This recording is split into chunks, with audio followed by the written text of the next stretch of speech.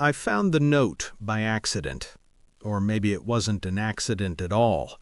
Maybe some part of me knew to look in her journal, the leather-bound one she kept on her nightstand, the one she said was for gratitude lists and self-reflection. I opened it while she was in the shower. Jessica keeps asking why I'm still with him. I told her I'm working on my exit strategy. Take what I can, secure the assets, then move on to someone who actually excites me. 6 more months, tops. He's too trusting to see it coming. The water was still running, steam curling under the bathroom door. I closed the journal, placed it back exactly where it was, walked downstairs, made coffee. My hands were steady, my mind was clear. For the first time in months, I understood everything. Her name was Vanessa. We'd been together for 4 years, engaged for 6 months. She was beautiful, charming. Everyone loved her, especially my friends, my family, my business partners. "You're so lucky," they'd say. I'd believed them. But that note, exit strategy, take what I can. I replayed the last year in my mind. The way she'd pushed for a joint account, the way she'd suggested adding her name to the property deed for estate planning purposes, the way she'd been so interested in my investment portfolio suddenly. She'd even asked about my life insurance policy last month. "Just want to make sure we're both protected, babe." Protected. Right. I'd chalked it up to wedding planning, adulting, building a future together. But it wasn't a future. It was a heist, and I was the mark. I didn't change a thing, kept smiling, kept planning the wedding, kept pretending I didn't know. But I started preparing. First, I called my lawyer, discreetly.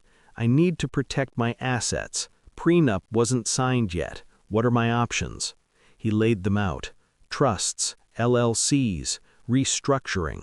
I implemented everything quietly. Moved my investments into protected accounts, transferred property titles into a family trust, set up legal barriers she'd never see coming.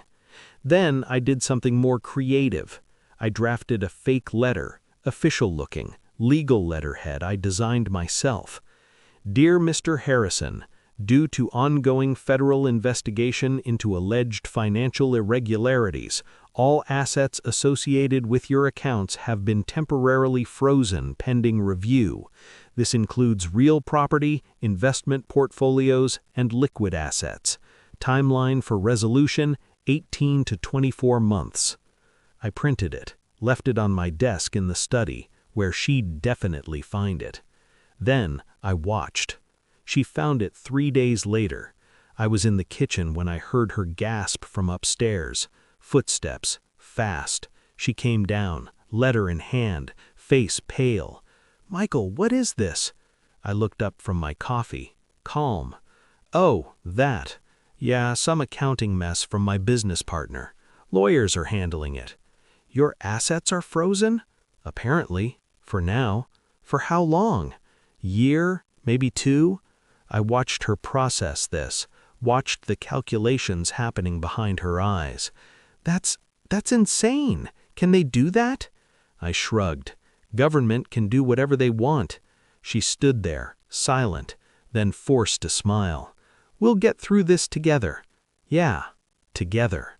She left me 2 weeks later, said she needed space to find herself, that the stress was too much, that she loved me but wasn't in love with me anymore. I didn't fight it, didn't beg, just nodded. I understand. She moved out that weekend, took her things, left the ring on the kitchen counter, and just like that, she was gone. I waited 3 months, then I bought the penthouse. Downtown, 40th floor, floor-to-ceiling windows overlooking the city. $3 million, paid in cash.